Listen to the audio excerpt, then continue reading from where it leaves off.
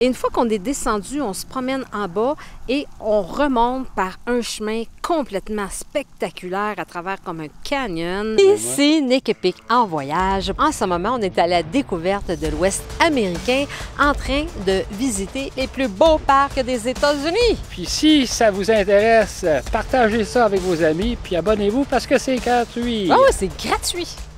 Yes! On vient juste de terminer notre aventure dans l'Ouest canadienne de 2 mois. Oui. N'est-ce pas, Pic? Bien, puis on vient juste de terminer toutes les vidéos de ce voyage-là que vous pouvez regarder sur la chaîne. Vraiment, on a fait un super de beau voyage. Notre nouvelle aventure commence où, Pic? Au parc national de Bryce Canyon, qui est situé dans l'État de l'Utah. Et pour ceux qui sont déjà venus visiter ce parc-là, dites-nous dans les commentaires comment vous avez trouvé ce parc-là, parce que nous autres, on l'a trouvé extraordinaire. Extraordinaire. On va commencer par vous parler de la météo et de l'altitude du parc. Ensuite de ça, des campings, 2 campings et du camping où on a campé.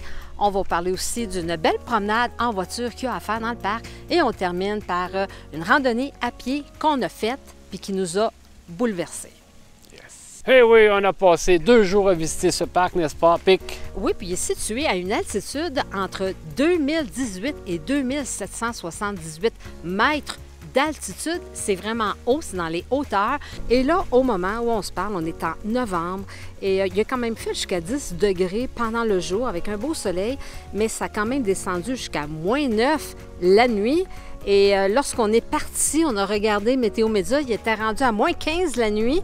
Alors, c'est quand même assez froid à cause de l'altitude. Deuxième étape, on va parler du camping. Oui, premièrement, il y a 2 campings dans le parc, dont un ouvert à l'année, qui se nomme le North Campground. Et c'est là qu'on a campé. Il est situé tout près du centre des visiteurs. Il est facile d'accès.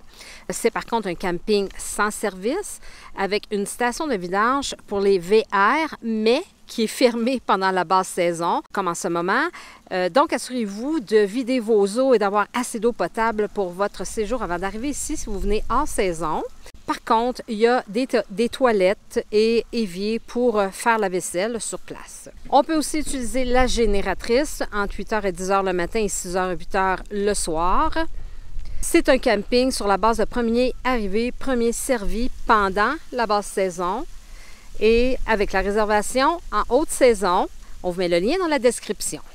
Et le coût pour camper là sur place, c'est 30 $ la nuit. US. Et la 3e étape, ça va être le parcours en voiture de 36 000 de kilomètres, de milles, je veux dire, de distance qu'on parcourt avec la voiture pour visiter le parc. N'est-ce pas, Pic? Oui.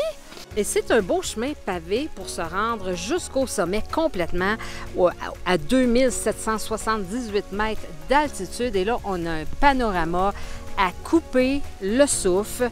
Et là, c'est en refaisant le même chemin pour redescendre qu'il y a plusieurs spots pour s'arrêter et admirer le paysage. Donc, on n'a pas besoin de marcher beaucoup, ceux qui ne veulent pas marcher.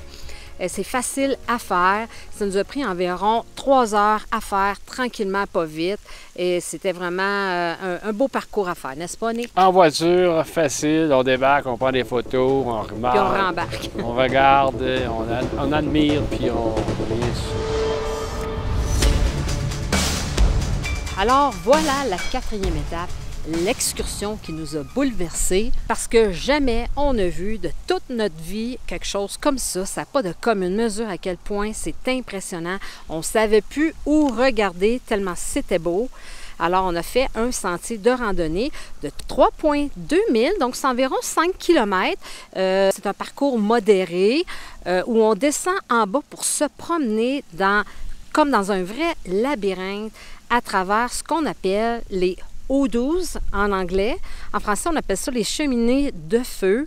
Ils sont de couleur rose, orange, rouge, tout dépendant du soleil et de la lumière. C'était vraiment très, très, très, très beau.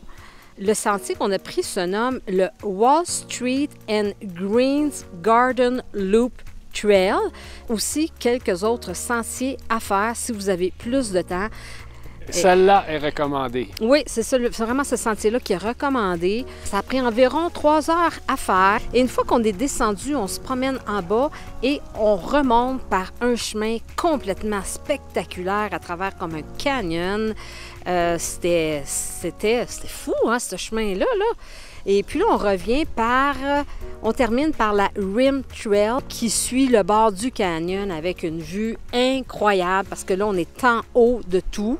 Alors, ne vous en faites pas si vous manquez un peu de souffle là, lors de votre randonnée parce qu'à une altitude comme ça, c'est plus difficile de respirer. En tout cas, moi, j'ai de la difficulté avec ça. Je ne suis pas capable d'aller vite ou de courir ou de faire bien d'exercice. Je suis très essoufflée. C'est normal d'avoir ce petit problème.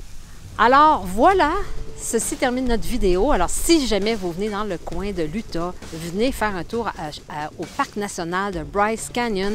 Ça vaut la peine. C'est considéré comme l'un des plus beaux parcs des États-Unis.